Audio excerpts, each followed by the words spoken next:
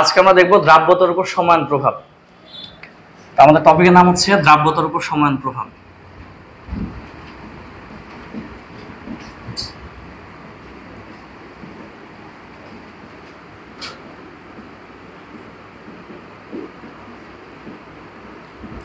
আজকে আমরা আলোচনা করব দ্রাব্যতার উপর সমান প্রভাব নিয়ে। তো সময়নকে ইংরেজিতে বলা হচ্ছে কমন আয়ন, বলা হচ্ছে কমন আয়ন ইফেক্ট। তো এটাকে আমরা বলবো হচ্ছে common ion effect. Common ion effect. প্রথম বিষয়টা আমাদের যেটা জানা প্রয়োজন সেটা হচ্ছে কমন আয়ন বা সমান আসল জিনিসটা কি। তো যদি দেখা যায় যেমন যে দুইটা ভিন্ন ভিন্ন তড়িৎ বিশ্লেষ্য থেকে একটা কমন একটা হচ্ছে আমরা আয়ন পাচ্ছি, বা একই ধরনের আয়ন যদি পাওয়া যায় সাধারণ একটা আয়ন পাচ্ছি, এরকম কেস যখন আমরা পাবো তখন সেই আয়নগুলোকে বলা কমন আয়ন বা সমায়ন বলা হচ্ছে। যেমন আমরা এখানে সিলভার ক্লোরাইড নিলাম। তো সিলভার ক্লোরাইডকে যদি ভাগ করা হয়, এখান থেকে আমরা পাবো সিলভার আয়ন পাবো, তার সঙ্গে এখান থেকে আমরা পাচ্ছি ক্লোরাইড আয়ন পাচ্ছি। সিলভার আয়ন পাওয়া যাবে, তার সঙ্গে পাওয়া যাবে এখানে ক্লোরাইড আয়ন। আমরা এবার আরেকটা ভিন্ন যৌগ নিলাম সোডিয়াম ক্লোরাইড, এটাকে ভাগ করলে পাওয়া যাচ্ছে সোডিয়াম আয়ন, তার সাথে পাচ্ছি এখানে ক্লোরাইড আয়ন। এখন এখানে দেখা যাচ্ছে দুইটা ভিন্ন ভিন্ন তড়িৎ বিশ্লেষ্য বা লবণ। দুইটা ভিন্ন লবণ থেকে আমরা কিন্তু একটা আয়ন ঠিকই কমন পেলাম, বা একই একটা সমায়ন পেয়ে গেছি। সেই জিনিসটা কি? Chloride ion. দেখা যাচ্ছে দুইটা ভিন্ন লবণ থেকে আমরা একই আয়ন পাচ্ছি। তো এরকম দুইটা ভিন্ন লবণ থেকে যদি একই আয়ন পাওয়া যায় তখন তাকে বলা কমন আয়ন, বা বাংলায় বলা হবে সমায়ন। ঠিক আছে? তা দুইটা ভিন্ন তড়িৎ বিশ্লেষ্য থেকে সেম আয়ন পাওয়া গেল তখন তাকে কি বলবো? কমন আয়ন বা সমায়ন বলবো। এখন সেটা ইফেক্ট কি, মানে প্রভাবটা কি? প্রভাব হচ্ছে যেটা স্বল্প দ্রবণ লবণ তার দ্রাব্যতা মূলত কমে আসবে। আমাদের একটা বিষয় জানা দরকার, দ্রাব্যতা গুণফল প্রযোজ্য কখন, এটা একটু জানা দরকার।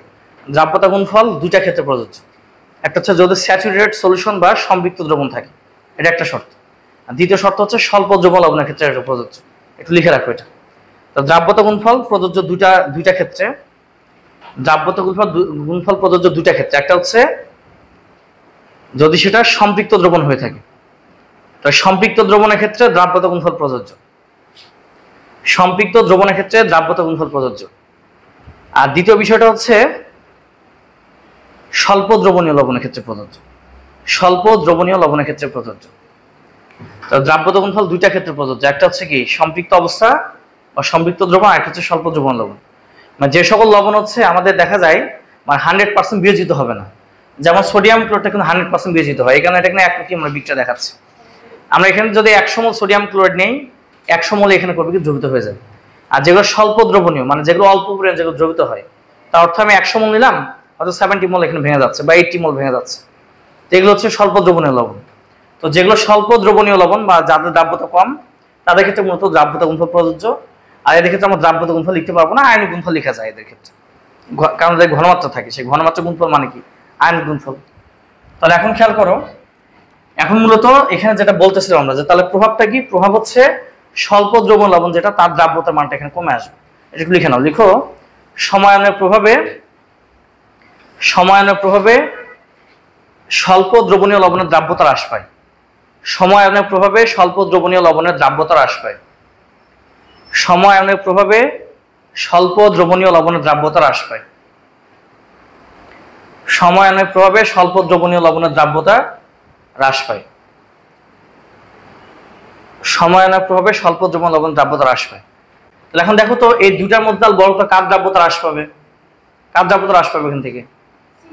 সিলভার ক্লোরাইডে। এখন ধরে নাও একটা এলাকাতে মোটামুটি একজন ডাক্তার আছে, অনেকদিন যাবত চিকিৎসা করে, কিন্তু ওই রকম ডিগ্রিধারী ডাক্তার না। তো ভালোই মোটামুটি ইনকাম হয়, ভালো রোগী টোগী আসে। হঠাৎ করে এলাকাতে একটু তুলনামূলক একটা ডিগ্রিধারী ডাক্তার চলে আসছে, তখন সব লোক ওটার কাছে দৌড় দিবে না? তাহলে বলতো দেখি তখন রোগী কার কমে যাবে? রোগী কে কমে যাবে? কার কমে যাবে? যে হচ্ছে অনেকদিন যাবত যে হাতুড়ে ডাক্তার ছিল যেটা এলাকায়, হাতুড়ে ডাক্তার, তখন রোগী কমে যাবে। তো বিষয়টা এরকম যে এটা ধরো সে হাতুড়ে ডাক্তার, এটা হচ্ছে সে মোটামুটি ডিগ্রিধারী ডাক্তার। যখন ডিগ্রিধারী ডাক্তার চলে আসবে তখন হাতুড়ে ডাক্তার কি হয়? ইনকাম বড়, রোগীর সংখ্যা কমে যাবে। তাহলে দেখা যাচ্ছে যখন আমি এখানে কমন আয়ন পেয়ে যাচ্ছি, সমানের ক্ষেত্রে যার দ্রাব্যতা কম, স্বল্প দ্রবণ লবণ যেটা, তার মূলত দ্রাব্যতার মানটা কমে আসে। এটা কিছু হবে না, ওটা এমনিতে আগে থেকেই 100% দ্রবীত হচ্ছে। যদি আগে এটা 70% দ্রবীত হইতো, তো মানে ভেঙে যায় 70%, দেখবো বর্তমান হয়তো ভাঙতেছে 60% এরকম।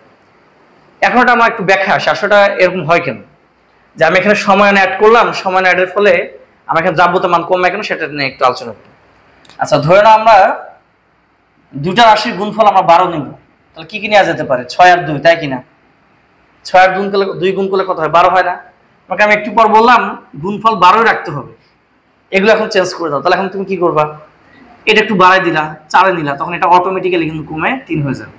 তাহলে বোঝা গেল আমি যদি গুণফলের মান সমান রাখতে চাই, আগের মতোই সমান রাখতে চাইলে একটা যদি আমি বাড়াই আর একটা অবশ্যই তখন কি হবে? কমতে হবে। সেম ঘটনা ঘটে এখানে। সিলভার ক্লোরাইডের ক্ষেত্রে দেখা যায় সিলভার ক্লোরাইড যেটা, এর কেএসপি মান নির্দিষ্ট। এটা কেএসপি মান হচ্ছে আমাদের 1.8 10^10, নির্দিষ্ট তাপমাত্রা মানটা নির্দিষ্ট। তাহলে একটা নির্দিষ্ট তাপমাত্রা কেএসপি মান আমরা পাইলাম যেটা। এখন খেয়াল করো তো কেএসপি মান লেখার সময় আমরা কি করি? নর্মালি আগে সম্পৃক্ত অবস্থায় ঘনমাত্রাগুলো আমরা কি করি? গুণ করি, এই তো। সম্পৃক্ত অবস্থায় ঘনমাত্রাগুলো গুণ করলে এই মানটা পাচ্ছি 1.8 10^10। এবার তুমি একটু খেয়াল করো, নর্মালি সিলভার আয়ন এবং ক্লোরাইড আয়ন কিন্তু আসবে সিলভার ক্লোরাইডটা ভেঙে যাওয়ার ফলে, তাহলে এটা ভেঙে আসবে এগুলো। এখন দেখা যাচ্ছে হঠাৎ করে সাইড থেকে কোনো একটা দ্রবণ থেকে চলে আসছে ক্লোরাইড আয়ন, তাহলে অ্যাকচুয়ালি কি দ্রবণে এই ক্লোরাইডের ঘনমাত্রা তুলনামূলক বেড়ে গেল না? তাহলে এটা যখন বেড়ে যাচ্ছে এই গুণফলের মাত্রা ধ্রুবক, এটা ধ্রুবক রাখার জন্য এটা অটোমেটিক্যালি কি হবে? কমতে হবে। আর এটা কমার অর্থ কিন্তু সিলভার ক্লোরাইডকে নতুন করে আর ভাগ হওয়া যাবে না, তাই কিনা? সিলভার কমে আসার অর্থ কি? সিলভার কমার অর্থ হচ্ছে সিলভার ক্লোরাইডকে নতুন করে ভাগ হওয়া যাবে না, কারণ দ্রাব্যতার মান কি হলো? কমে গেল। বুঝতে পারলাম? তারপর একটু বলি, নর্মাল যেটা হয় যেখানে দ্রাব্যতা গুণফলের মানটা একটা ফিক্সড থাকে, ধ্রুব মান। এখন এই মানটাকে আমি ফিক্সডই রাখতে চাচ্ছি, মানটাকে আমি ফিক্সড রাখতে চাচ্ছি, বাট এখানে একটা বিষয় কি দেখা যাচ্ছে যে এখানে আমাদের ক্লোরাইড যেটা ছিল, তো ক্লোরাইডটা দেখা যাচ্ছে তো নর্মালি এখান থেকে তো আসছেই, আবার এখানে সোডিয়াম ক্লোরাইড থেকে কিছুটা ক্লোরাইড চলে আসছে। এই ক্লোরাইডের জন্য তখন দেখা যাবে যে তখন আমার এটা যদি বেড়ে যাচ্ছে, এটা থাকার জন্য কি হচ্ছে? দুই জায়গা থেকে ক্লোরাইড পাচ্ছি, মানে কি সিলভার আর এখানে দেখো এখানে কিন্তু সিলভার আর ক্লোরিনটা কিন্তু 1:1 অনুপাতে তৈরি হয়। তাহলে যখন আমি এখান থেকে কিছু ক্লোরাইড পাচ্ছি তখন তুলনামূলকভাবে সিলভার এবং ক্লোরিনের পরিমাণ বেড়ে যাচ্ছে কিনা? এখন বেড়ে গেলে তো এই মানটা বাড়বে, কিন্তু আমি কি বলছিলাম এই মানটা ধ্রুব রাখতে হবে। সেম রাখতে গেলে অটোমেটিক্যালি তখন এই মানটা আমার কমাতে হবে। কারণ এই মানটা কমে যাওয়ার অর্থ কি? সিলভার ক্লোরাইড নতুন করে এদিকে আসবে না, মানে ভাগ হবে না। আর ভাগ না হওয়ার অর্থে তার দ্রাব্যতার মান কি হচ্ছে? হ্রাস পাচ্ছে। ক্লিয়ার? বুঝতে পারছি এটা? তাহলে সময়ের প্রভাবে কি হয়? স্বল্প দ্রবণ লবণ দ্রাব্যতার মানটা হ্রাস পায়। একটু পর আমরা ম্যাথমেটিক্যাল তোমাকে এটা আরেকবার একটু প্রমাণ করে দেখাবো। এটা তো আমরা কথাবার্তা লজিক দিয়ে বোঝানোর চেষ্টা করলাম, ম্যাথমেটিক্যালি এটাকে দেখানো সম্ভব যে কিভাবে স্বল্প দ্রবণ লবণের দ্রাব্যতা হ্রাস পায়। এখন আসলে হিসাব নিকাশটা আমরা করি কিভাবে? একটু আগে হিসাব নিকাশ আমাদের শিখতে হবে। এখন যদি আমরা একটু হিসাব নিকাশ দেখি, এখন দেখো আমরা একটু আগে বলছিলাম যে এখানে দ্রাব্যতা গুণফল কার হবে? সিলভার ক্লোরাইডের। একে দ্রাব্যতা গুণফল পাবো আমরা? পাবো না, এটা তো স্বল্প দ্রবণ লবণ না, এটা অধিক দ্রবণ লবণ। তো এই ক্ষেত্রে তাহলে দ্রাব্যতা লেখা যায়, মানে এস লেখা যাবে, এস মোল পার লিটার। যেহেতু 1:1 অনুপাতে এটা তৈরি হয়, তাহলে এটা এস হবে, এটা কি হবে? এস হবে। এখন ধরে নাও এর তো আমি এস পাবো না, বাট এর একটা ঘনমাত্রা পাবো, আমরা নির্দিষ্ট ঘনমাত্রা পাবো, সেটা 0.2 হতে পারে, 0.5 হতে পারে, এটা প্রশ্ন দেওয়া থাকে। তা আমি ইন জেনারেল ভাবে জিনিসটাকে এক্স ধরে নিচ্ছি, ধরে নিলাম যে এটার ঘনমাত্রা হচ্ছে এক্স মোল পার লিটার, ধরে নিলাম। তাহলে এটা যদি এক্স হয়ে থাকে, তাহলে যেহেতু 1:1 অনুপাতে এটা তৈরি হচ্ছে, এটা এক্স হলে এটাও এক্স হবে, এটাও এক্স হবে। বুঝতে পারলাম? এখন বলতো দেখি আমি যখন কেএসপি বের করবো তাহলে কার ক্ষেত্রে বের করবো? Silver chloride. তাহলে কেএসপি বের করার ক্ষেত্রে এখানে 4টা টোটাল হচ্ছে, আমরা 3 ধরনের আয়ন পাইছি, টোটাল আয়ন পাইছি 3 ধরনের। তাহলে বলতো কোন কোন আয়নের আমার হিসাব নিকাশ করতে হবে? সিলভার এবং ক্লোরাইড বের করতে হবে। এখানে সোডিয়ামের কি প্রয়োজন আছে কেএসপি বের করার ক্ষেত্রে? তো আমরা এখন বের করতে চাচ্ছি সিলভার ক্লোরাইডে কেএসপি। তো সিলভার ক্লোরাইডে কেএসপি বের করতে গেলে আমার এখানে সিলভার আয়নের ঘনমাত্রা প্রয়োজন, তার সঙ্গে প্রয়োজন এখানে আমার ক্লোরাইড আয়নের ঘনমাত্রা।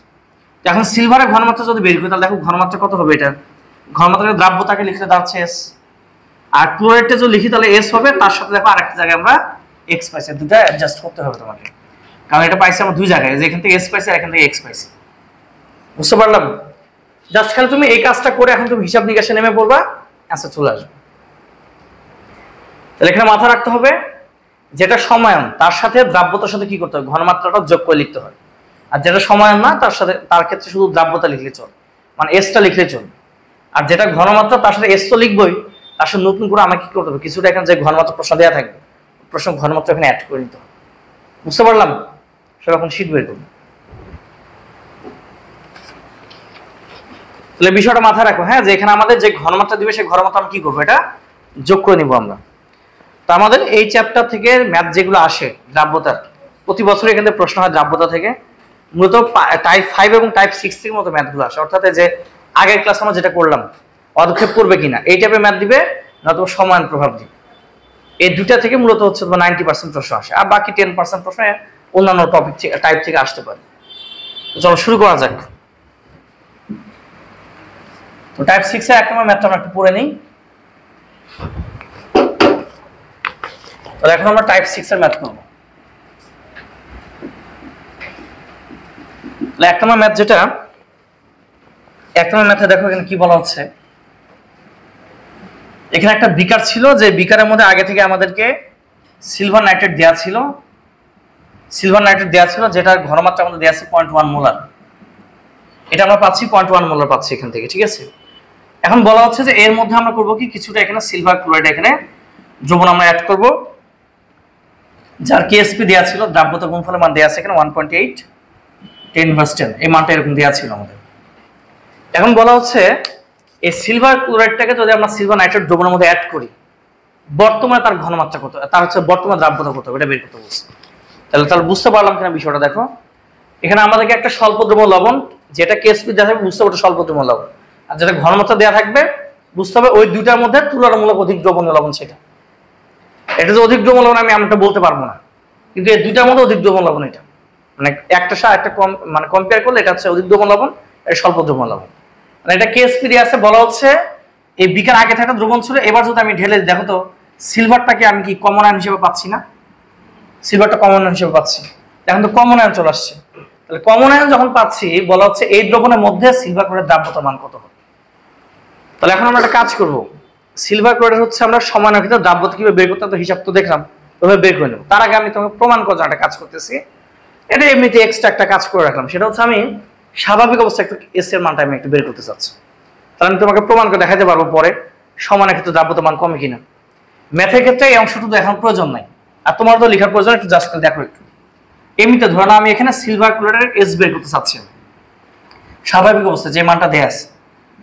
তো সিলভার ক্লোরাইডটা ভাঙবে এখানে সিলভার আয়ন, তার সাথে ভাঙবে এটা ক্লোরাইড আয়ন হিসেবে। তাহলে এটা যদি এস মোল পালিটা ধরে নেই, এটা হবে এস, এটা হবে এস। তাহলে এখান থেকে কেএসপি যদি বের করি, তাহলে সিলভার প্লাসের ঘনমাত্রা এর সাথে হবে এখানে ক্লোরাইড আয়নের ঘনমাত্রা। তাহলে এটা এস, এটাও এস, দাঁড়াচ্ছে এখানে এস স্কোয়ার।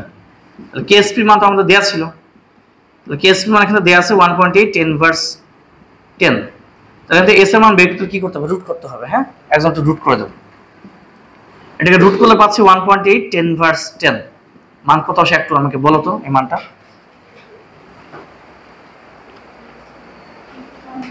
কেউ এটা লিখে রাখতে পারো, সমস্যা নাই, কিন্তু এটা আবার পরীক্ষা খাতায় লিখো না। আমি তোমাকে প্রমাণ দেখানোর জন্য এমনিতে এক্সট্রা করে দেখাচ্ছি আর কি, পরীক্ষা খাতায় লেখা যাবে না। মান কত আসবে বলো, 1.34 10/5 রুট করলাম তো, হ্যাঁ 5 হবে। আচ্ছা, তাহলে এই অংশটুকু জাস্ট আমরা প্রমাণের জন্য লিখে রাখলাম এখানে, এটা কিন্তু আমরা পরীক্ষা খাতায় লিখতে যাব না, ঠিক আছে। তাহলে এখন যেটা আমাদের দেয়া আছে, মানে এটা পরীক্ষা খাতায় লেখা যাবে না, এটা তো জাস্ট আমি এমনি তুমি লিখে রাখতে পারো, কিন্তু প্রমাণের জন্য আমি প্রমাণ করে দেখাতে চাচ্ছি, যে প্রমাণ করে আমি দেখাবো যে সত্যি সত্যি দ্রাব্যতার মান পরে এসে কমে যায়। তাহলে এটা কোন অবস্থার দ্রাব্যতা, স্বাভাবিক অবস্থায়, স্বাভাবিক অবস্থায়। এখন হচ্ছে আমাদের এই ম্যাথটা দিচ্ছে কোনো সমায়নের ক্ষেত্রে, এখন আমরা সমায়নের ক্ষেত্রে দ্রাব্যতা বের করব, মানে ম্যাথের এখন আমরা যা ডাটা পাচ্ছি সেই হিসাবে আমরা এখানে অ্যান্সার করার চেষ্টা করি। চলো শুরু করি। তাহলে এখন খেয়াল করো, এখন এটা ভুলে যাও, ধরে না এটা আমি লিখি নাই, এটা আমি লিখিনি, ভুলে যাও। এখন চিত্র থেকে ম্যাথ করা শুরু করলাম, এদিকে তাকাবে। তাহলে এখানে আমরা ভাগ করবো কাকে, সিলভার ক্লোরাইডকে, যেটা কেএসপি দেওয়া থাকবে, যেটা কেএসপি দেওয়া আছে ওটাকে ভাগ করতে হবে। তাহলে সিলভার ক্লোরাইডকে ভাগ করে নিলাম, তাহলে পাচ্ছি এখান থেকে সিলভার আয়ন, তার সঙ্গে এখান থেকে পাবো ক্লোরাইড আয়ন। এটা যদি আমরা এস মোল পার লিটার ধরে নেই, এটা হবে এস, এটাও কি হবে, এটাও এস হবে। তাহলে এখান থেকে আমরা এখন যদি কেএসপি বের করতে চাই, সরি কেএসপি আগে প্রয়োজন নাই আমার, এবার সিলভার নাইট্রেটটাকে ভেঙে নাও। সিলভার নাইট্রেটটাকে ভাঙলে এখান থেকে আমরা পাচ্ছি সিলভার আয়ন, তার সঙ্গে এখান থেকে আমরা পাবো নাইট্রেট আয়ন। দেখো এটা কিন্তু ঘনমাত্রা দেওয়া আছে, কিন্তু দ্রাব্যতা নাই এটার। এটা ঘনমাত্রা হচ্ছে 0.1 মোলার। ওই যে একটু আগে এক্স লিখলাম না, ইন জেনারেল ভাবে ওই এক্স এর ধরো মান দেওয়া আছে 0.1। এবার তুমি চিন্তা করো, এটা 0.1, যেহেতু এটা 1:1:1 অনুপাতে তৈরি হয়, তো এটা যা হবে এগুলো তাই হবে। তাহলে এটাও কত হবে, 0.1 মোলার। একইভাবে এটাও কত হবে, 0.1 মোলার। ঠিক আছে, বুঝতে পারছি একটু। তাহলে এখন আমার বের করা দরকার সিলভার ক্লোরাইডের দ্রাব্যতা। কেএসপি বের করতে হবে এটা। তাহলে বলো তো এখানে আমার কোন কোন আয়ন নিয়ে কাজ করতে হবে? সিলভার আয়ন, তার সাথে নিতে হবে ক্লোরাইড আয়ন। তাহলে এখানে সমান কোনটা? সিলভার। তাহলে এখন বলো দেখি সিলভারের ক্ষেত্রে আমি মানটা কত লিখতে পারি এবার? S প্লাস 0.1, আর ক্লোরাইডের ক্ষেত্রে মানটা হবে শুধু S। এই পর্যন্ত বুঝতে পারলাম কিনা? এই পর্যন্ত বুঝলে ম্যাথ পারবো। আবার একটু বলে খেয়াল করো, এগুলোর হচ্ছে আমি দ্রাব্যতা লিখতে পারবো। S 1:1 অনুপাতে এটা তৈরি হয়েছে। এটা কিন্তু দ্রাব্যতা আমি লিখতে পারবো না, স্বল্প দ্রবণ লবণ না, অধিক দ্রবণ লবণ। এক্ষেত্রে ঘনমাত্রা দেওয়া আছে, আমি ঘনমাত্রা হিসাব করবো। 1:1 অনুপাতে তৈরি হয়, বিধায় এখানে যা হবে এগুলো তো তাই হবে। এখন আমরা যেহেতু সিলভার দুই জায়গা থেকে পাচ্ছি, ওই দুই জায়গার পরিমাণে আমাকে এখানে লিখতে হবে। এই কারণে আমি এটা এস এর সাথে যোগ করে লিখলাম। আর ক্লোরাইড পাইছি শুধু এক জায়গায়, নাইট্রেটের প্রয়োজন নাই এখানে। বুঝতে পারলাম? এখন চলো আমরা ম্যাথটা শুরু করতে পারবো। এখন কেএসপি সমান লেখা যায় সিলভারের ঘনমাত্রা, তার সঙ্গে লেখা যাবে এখানে ক্লোরাইড আয়নের ঘনমাত্রা। এবার সিলভারের পরিবর্তে আমরা কি লিখবো? S প্লাস 0.1, আর এখানে আমরা ক্লোরাইডের পরিবর্তে লিখবো শুধু S। আর কেএসপি মান আমাদের দেওয়া ছিল 1.8 10^10, এই মানটা আমাদের দেওয়া ছিল। এখন একটু খেয়াল করি, 1.8 10^10 এটা সমান লেখা যায় এই যে দেখো S² প্লাস 0.1 S লেখা যায়। দেখো তো লাইনটা লেখা যায় কিনা? লেখা যায় এটা। এখন আমরা সবগুলো মানকে এক পাশে নিয়ে এক পাশে 0 বানাই দিই। এখন এটাকে এই পাশে নিলে কি মাইনাস হয়ে যাবে? তাহলে S² প্লাস 0.1 S মাইনাস 1.8 10^10, এই পুরোটা সমান 0 লেখা যায়। বুঝতে পারলাম কিনা? এ পর্যন্ত বুঝতে পারলাম? এবার দেখো এটা একটা সূত্র পড়ে গেছে, তোমরা 9 10 হয়তো এরকম সূত্র পড়ে আসছো। একটা সূত্রটা ছিল এরকম, ax² plus bx plus c = 0। এক্ষেত্রে আমরা x বের করতাম কিভাবে? Minus b plus minus √b² minus 4ac divide 2a। দেখো তো মনে পড়ে কিনা এই সূত্রটা? পড়ে আসছিলাম 9 10 এরকম সূত্র। ওই সূত্রটা এখানে অ্যাপ্লাই করতে হবে। এটা দ্বিঘাত সমীকরণ সূত্র পড়ে গেছে। তাহলে এখন আমাকে একটু বলো তো তোমরা দেখি, এখানে এর ভ্যালু কত? 1, এর ভ্যালু এখানে 1, বি এর ভ্যালু 0.1, আর সি এর ভ্যালু কোনো মাইনাস সহ এই মানটা। কেন মাইনাস সহ? কারণ এখানে প্লাস ছিল, তাহলে এখানে মাইনাস সহ এই মানটা হচ্ছে সি। তাহলে এখন চলো আমরা এখানে এস বের করি এভাবে। তাহলে এসটা বের করলে দাঁড়াচ্ছে এখানে মাইনাস বি, তাহলে মাইনাস 0.1 প্লাস মাইনাস √b², তার মানে 0.1 এর উপর একটা স্কোয়ার হবে। হ্যাঁ, এরপর হচ্ছে মাইনাস 4ac, মাইনাস 4, এর ভ্যালু এখানে কত? এর ভ্যালু এখানে 1, আর সি এর ভ্যালু কত বললাম? মাইনাস 1.8 10^10। বাস, এই টোটালটাকে এখন ভাগ করবো 2 এর দ্বারা। তাহলে 2 আর এর ভ্যালু এখানে কত পাইছি? 1। এখন দেখো এস এর ভ্যালু দুটো আসবে, এস এর দুটা মান আসবে এখান থেকে। এটা বুঝতে পারছি? এটা কি করলাম বোঝা গেছে? এটা বুঝতে পারছো? বোঝা গেছে? এটা বোঝো নাই? এই যে সূত্রের মধ্যে অ্যাপ্লাই করছি, এটার হচ্ছে সহগ আগে মাইনাস দিতে হবে। তাহলে মাইনাস বি, দেখো এটা সহগ ছিল যেটা, তাহলে মাইনাস বি। এরপর হচ্ছে মাইনাস প্লাস মাইনাস √, যে b², বি হচ্ছে যে মাঝখানটা এক্স এর সহগ, মানে এস এর সহগে যেটা, তাহলে 0.1 b² মাইনাস 4ac, ওই মাইনাস 4ac, 4 এর ভ্যালু এখানে 1, আর সি এর ভ্যালু হচ্ছে মাইনাস সহ এই মানটা, নিচে হচ্ছে 2a, 2 আর হচ্ছে এর ভ্যালু এখানে এস এর সহগ হচ্ছে 1। বুঝতে পারলাম? তাহলে এখান থেকে মান আসছে দুইটা, একটা মান আসছে কত? 1.8 10^9 আসছে, তাই না? একটা মান আসছে এটা, আর একটা মান আসবে এখান থেকে মাইনাস 0.1000, অনেকগুলো জিরো আসবে, কিন্তু এটাকে নেওয়া যাবে? মাইনাস মানটাকে নেওয়া যাবে? এখানে নেওয়া যাবে না। এটা গ্রহণযোগ্য? এটা গ্রহণযোগ্য না। তাহলে লিখো যা গ্রহণযোগ্য নয়, যা গ্রহণযোগ্য নয়। তাহলে কোনটা গ্রহণযোগ্য? ধনাত্মক মান যেটা, যেটা এই মানটা গ্রহণযোগ্য না? এই মানটা গ্রহণযোগ্য। হ্যাঁ, তাহলে এখান থেকে এখন আমরা লিখতে পারবো। অতএব তাহলে দ্রাব্যতা কত পেলাম? তাহলে এখান থেকে দ্রাব্যতা পাওয়া গেল এখান থেকে 1.8 10^9। ঠিক আছে, এত মোল পার লিটার। বাস, এটা হচ্ছে আমাদের আনসার। তাহলে বোঝা গেল সিলভার নাইট্রেট দ্রবণের মধ্যে সিলভার ক্লোরাইড দ্রাব্যতা এই মান অনুযায়ী হবে যে এরকম। ক্লিয়ার? এখন তোমাকে একটু প্রমাণ দেখাই, এবার তাকাও এখানে। তো স্বাভাবিক অবস্থার দ্রাব্যতা মান ছিল এটা, আর সমায়ন অবস্থার দ্রাব্যতা মান ছিল এটা। এখন দেখো তো মানটা এটা বড়, এটা ছোট না? তাই সত্যি সত্যি কি হচ্ছে? সমায়নে গেলে দ্রাব্যতা মানটা কি হয়? হ্রাস পাচ্ছে, একদম প্রমাণ হয়ে গেল। তাহলে আমাদেরকে যদি এরকম প্রমাণ দেখাইতে বলে তাহলে কিন্তু এই দুইটা অংশই করতে হবে আমাদের। আর নর্মাল যদি প্রমাণ দেখাতে না বলে, যদি বল দ্রাব্যতার মান কত, তখন আমরা শুধু এই যে এই অংশটা করে যাব, এই সূত্রটা এখানে অ্যাপ্লাই করতে হবে, এটা মাথায় রাখতে হবে। বুঝতে পারলাম?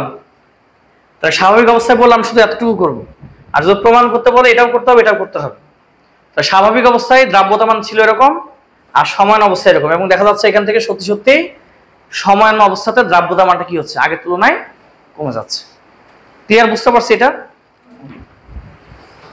এবার আমরা 2 নম্বর ম্যাথটা একটু পড়ে ফেলি। দেখো, আমাদের শীটে 2 নম্বর ম্যাথে বলা হচ্ছে ক্যালসিয়াম ফ্লোরাইডের একটা দ্রাব্যতা গুণফল দেওয়া ছিল এখানে। তো 0.05 মোলার ক্যালসিয়াম ক্লোরাইড দ্রবণের দ্রাব্যতা নির্ণয় করো। চলো আমরা আগে একটু ওই যে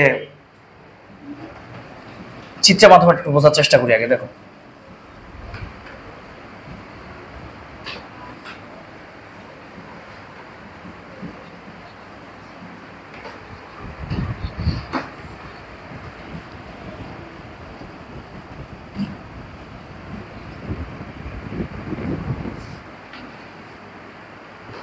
এখন দেখো 2 নম্বর ম্যাথে কি বলা হচ্ছে আমরা একটু আগে লিখে নিই আগে।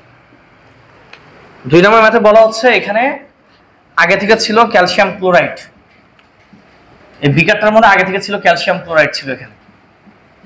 এটা ঘনমাত্রা দেওয়া ছিল 0.05 মোলার, ঘনমাত্রা দেওয়া ছিল 0.05 মোলার।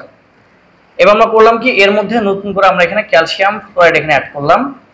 এই ক্যালসিয়াম ফ্লোরাইড যেটা, এটা কেএসপি মান দেওয়া আছে এখানে।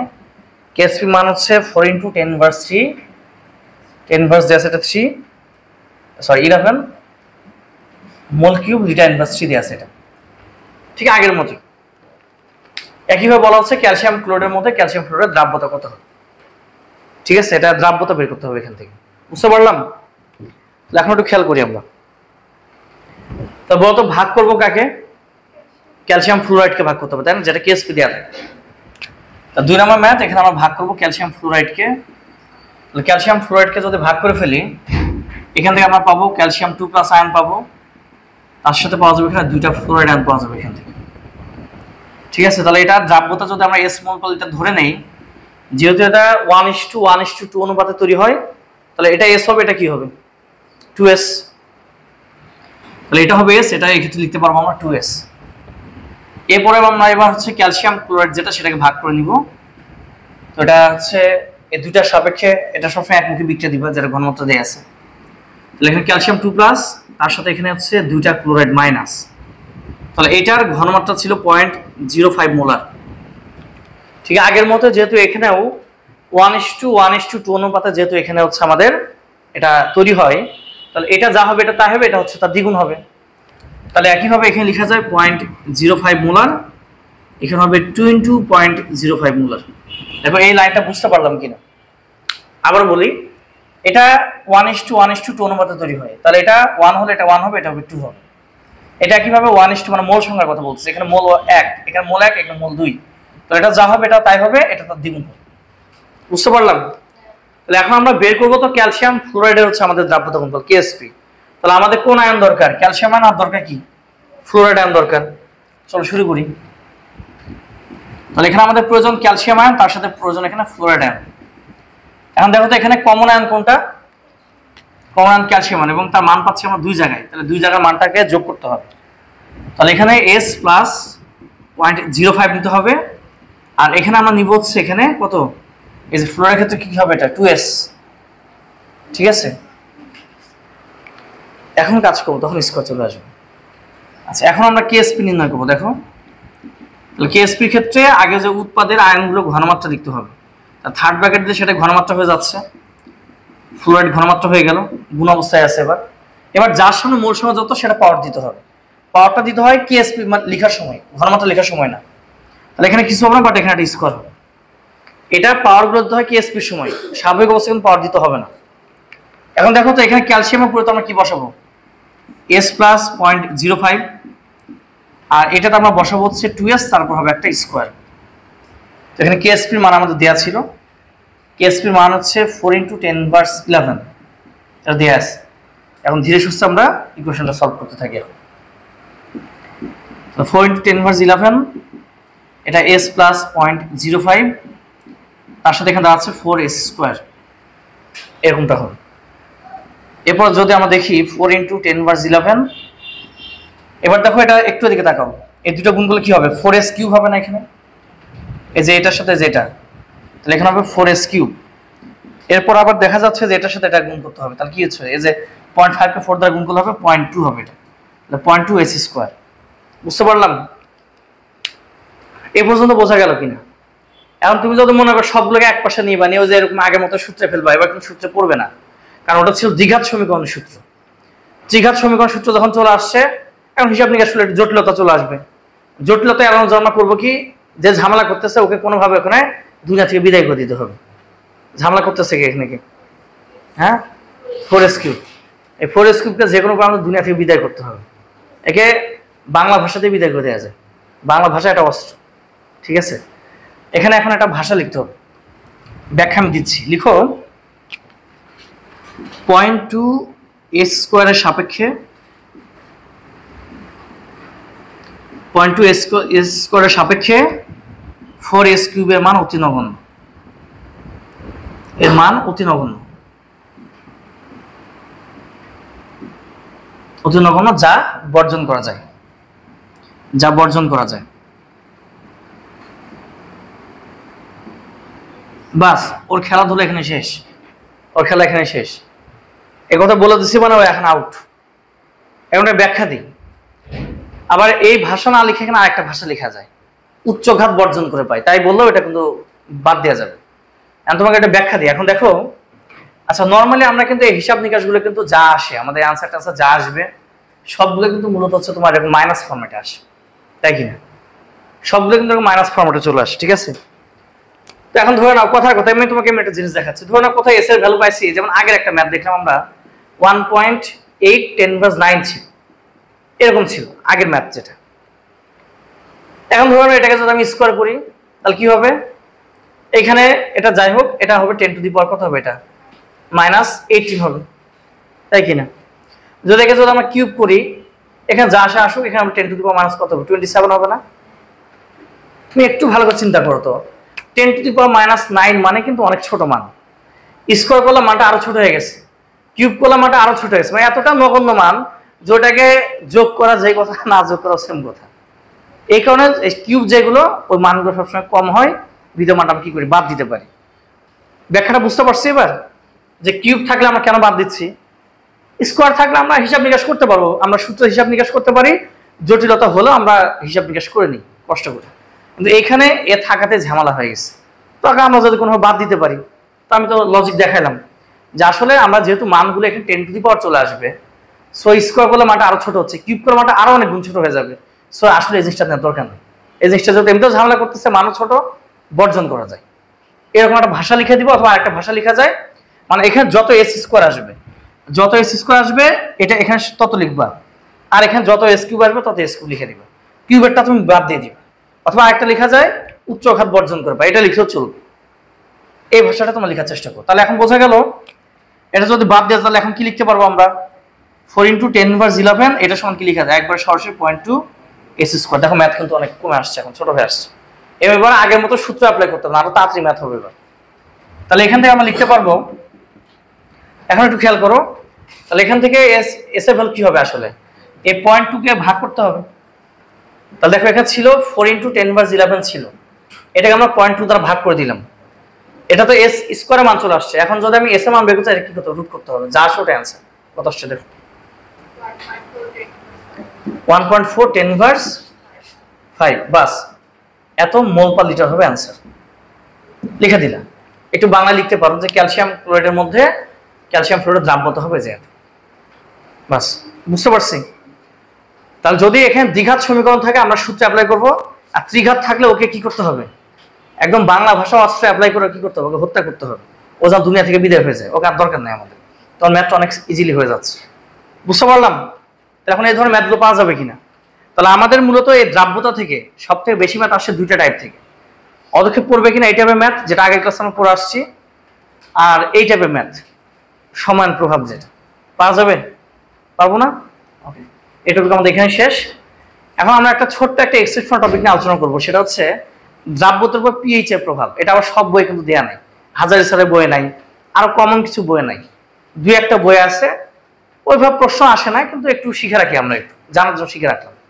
দেখো দ্রাব্যতার উপর পিএইচ এর প্রভাব, এটা অনেকে পড়ে না, বাদ দিয়ে চলে যায়, না পড়লেও সমস্যা হয় না, শেখার জন্য। এবার দ্রাব্যতার উপর পিএইচ এর প্রভাব।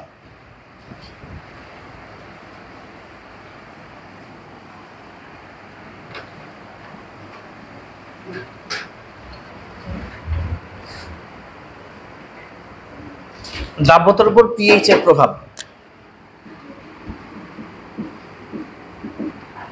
আচ্ছা, পিএইচটা আসলে কি? পিএইচটা হচ্ছে একটা বস্তুর অ্যাসিডিটি বা অ্যালকালিনিটি, অর্থাৎ তার অম্লীয় ধর্মিতা কিংবা ক্ষার ধর্মিতার যেই মাপার যে পরিমাপক যেটা আর কি, যে স্কেল যেটা, তাকে আমরা বলে থাকি পিএইচ।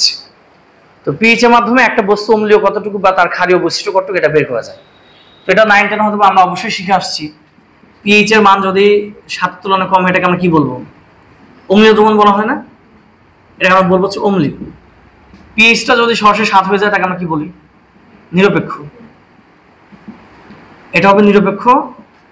আর এখানে পিএইচ এর মান যদি এটা গ্রেটার দেন 7 হয়, তখন সেটাকে আমরা বলবো কি হবে? এটা হবে ক্ষারীয়। এর মতো জানা আছে আমাদের এগুলো। এখন কথা হচ্ছে, কোথাও যদি হাইড্রোজেন যোগ, মানে যদি অ্যাসিড যোগ করি, অ্যাসিড যোগ অর্থ কি? অ্যাসিড যোগ অর্থ কিন্তু হচ্ছে হাইড্রোজেন যোগ করা। অ্যাসিড যোগ অর্থ কি? হাইড্রোজেন যোগ করা। আর হাইড্রোজেন যদি যোগ করি, পিএইচ এর মানটা দেখা যাবে, যেহেতু মাইনাস লগ অফ, সূত্রটাও জানা আছে হয়তো এটা আমাদের, দেখো এই সূত্রগুলো একটু জানা দরকার। পিএইচ এর সূত্রটা ছিল মাইনাস লগ অফ হাইড্রোজেনের ঘনমাত্রা। এটা কি না? দেখো তো, এটা সূত্র ছিল না? আবার যদি হাইড্রোজেনের ঘনমাত্রা বের করতে বল, তাহলে কি হবে? এটা 10 to the power minus pH, মানে যে অ্যান্টি লক করতে হয়, অ্যান্টি লক করলে দেখবে 10 টু দি পাওয়ার চলে আসবে ক্যালকুলেটারে। আবার যদি পিওইচ বের করি, এক্ষেত্রে সূত্রটা ছিল আমাদের মাইনাস লগ অফ হাইড্রোক্সিলের ঘনমাত্রা। আর যদি আমরা হাইড্রোক্সিলের ঘনমাত্রা বের করতে চাই, এক্ষেত্রে হবে এটা 10 টু দি পাওয়ার মাইনাস পিওইচ, এটা। আর লাস্টে একটা গুরুত্বপূর্ণ সূত্র হচ্ছে পিএইচ এবং পিওইচ এর যোগফল হচ্ছে 14। এগুলো আমরা 9টার মোটামুটি পড়ে আসছে, এগুলো ডিটেল আমি গেলাম না। আমরা ডিটেল পড়বো হচ্ছে রাসায়নিক পরিবর্তন চ্যাপ্টারে, এগুলো ওখানে আমরা আবার পাবো। আমরা এগুলো সূত্র প্রমাণ করা যায়, কিভাবে এগুলো হয়েছে আছে সবগুলো দেখাবো আমরা ইনশাআল্লাহ। আপাতত আমরা এদিকে চলে আসি, ওদিকে যাচ্ছি না। এখন দেখো তো, দেখি হাইড্রোজেনের ঘনমাত্রা কোথাও যদি আমরা বাড়াই, তাহলে আসলে পিএইচ এর মানটা কি হবে? পিএইচ এর মান কমে আসে। এই যে মাইনাস সাইনের কারণে কি বোঝাচ্ছে? উল্টো ঘটনা ঘটে। আমরা যদি বাড়াই, ওই মানটা কি হবে? কমে আসবে। আর যদি আমরা কোথাও যদি হাইড্রোজেন মান যদি কমাই, তাহলে পিএইচ এর মানটা বাড়বে। আচ্ছা, সোজা কথা যেটা, কোথাও যদি অ্যাসিড যোগ করা হয়, কোথাও যদি আমরা অ্যাসিড যদি যোগ করি, ঠিক আছে, অ্যাসিড যোগ করার অর্থ কি? অ্যাসিড যোগ করার অর্থ কিন্তু হচ্ছে হাইড্রোজেন আয়ন যোগ করা। ঠিক আছে, অ্যাসিড যোগ করার অর্থ কি? হাইড্রোজেন আয়ন যোগ করা। আর হাইড্রোজেন আয়ন যোগ করা মানে পিএইচ এর মানটা কি হবে? পিএইচ এর মানটা কমবে। আর কোথাও যদি ক্ষারক যোগ করি আমরা, কোথাও যদি আমরা ক্ষারক যোগ করি, তো ক্ষারক যোগ করার অর্থ এবার কিন্তু হাইড্রোক্সিল যোগ করা। ক্ষারক যোগ করতে হাইড্রোক্সিল যোগ করা, এই ক্ষেত্রে পিএইচ এর মানটা দেখা যায় বাড়বে। ঠিক আছে, এই তথ্যগুলো আমাদের জানা দরকার। এই তথ্যটা খুব ইম্পর্টেন্ট, এটা নোট করা ভালো করে, যে অ্যাসিড যোগ করার অর্থ হাইড্রোজেন যোগ করা, এই ক্ষেত্রে পিএইচ এর মানটা হ্রাস পায়। আর ক্ষারক যোগ করার অর্থ হচ্ছে হাইড্রোক্সিল যোগ করা, এই ক্ষেত্রে পিএইচ এর মানটা বৃদ্ধি পাবে। এই বেসিক তথ্যগুলো বুঝতে পারলাম কিনা? এখন আমরা দেখবো এই তথ্যগুলো আমরা দ্রাব্যতার ক্ষেত্রে কিভাবে অ্যাপ্লাই করব, অর্থাৎ পিএইচ এর মানটা কিভাবে দ্রাব্যতার উপর প্রভাব ফেলতে পারে। আমরা যদি পিএইচ বাড়াই কিংবা পিএইচ যদি কমাই, আমরা কোথাও যদি আমরা পিএইচ বাড়াই কিংবা পিএইচ যদি কমাই, দ্রাব্যতা মান বাড়তে পারে কিংবা কমতে পারে। তার মানে অবশ্যই দ্রাব্যতার উপর পিএইচ একটা প্রভাব আছে, ওটা না আমরা একটু এখন আলোচনা করব। আবার একটু বলি, অ্যাসিড যোগ অর্থ কি? হাইড্রোজেন যোগ করা বা পিএইচ এর মানটা কমানো। আর ক্ষারক যোগ অর্থ হচ্ছে হাইড্রোক্সিল যোগ করা বা পিএইচ এর মানটা বাড়ানো। বুঝতে পারলাম? আমরা এখানে অ্যাসিড ক্ষার দুটো নিয়ে আলোচনা করব, তবে এই ধরনের প্রশ্নগুলো বইয়ে যেটা দেখা যায়, ক্ষারের ক্ষেত্রে আলোচনা করা হয় বেশি। ক্ষারকের ক্ষেত্রে মূলত এগুলো বেশি আলোচনা করা হয়ে থাকে, পিএইচ এর প্রভাব দ্রাব্যতার উপর। তবে অ্যাসিড ক্ষার দুটো নিয়ে আমরা আলোচনা করব। তো আমরা শুরুতে একটা ক্ষারক নিয়ে আলোচনা করব। আমরা শুরুতে আলোচনা করব ক্ষারকের ক্ষেত্রে।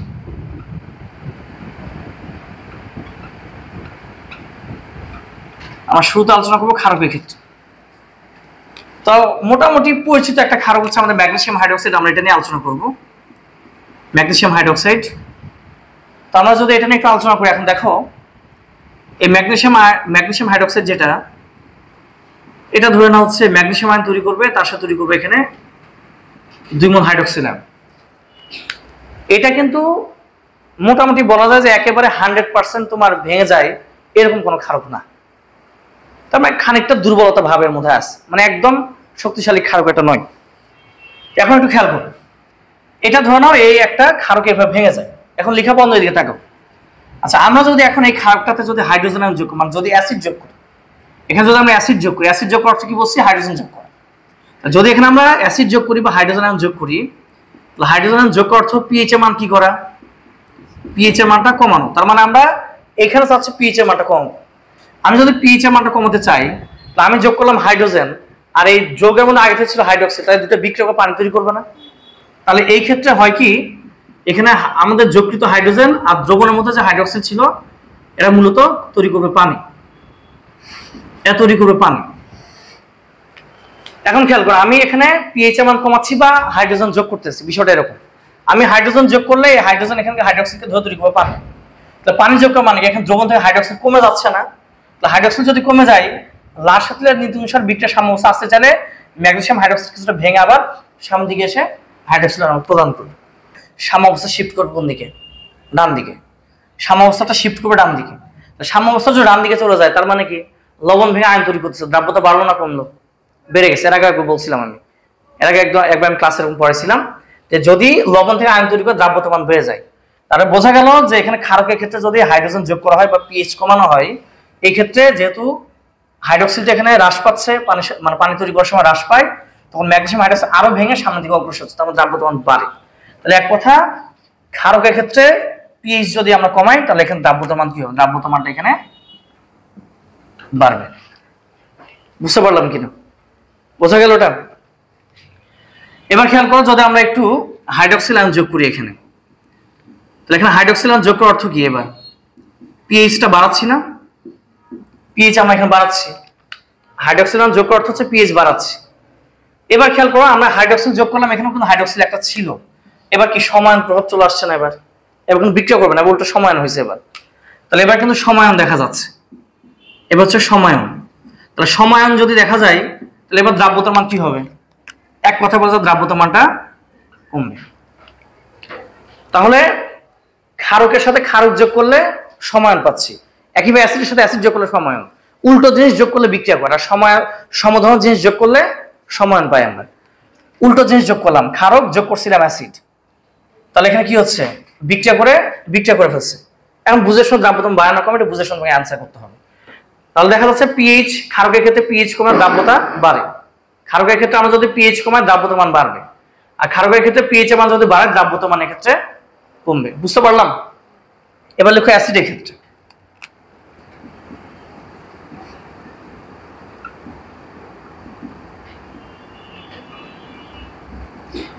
একইভাবে স্বল্প দ্রবণীয় একটা অ্যাসিড আমরা নিব, মানে যে অ্যাসিডে মোটামুটি শক্তিশালীটা একটু কম, মানে যেটা 100% ভাগ হয় না। যেমন একটা কমন অ্যাসিড হচ্ছে ইথানোয়িক অ্যাসিড, আমরা এখানে ইথানোয়িক অ্যাসিড নিচ্ছি,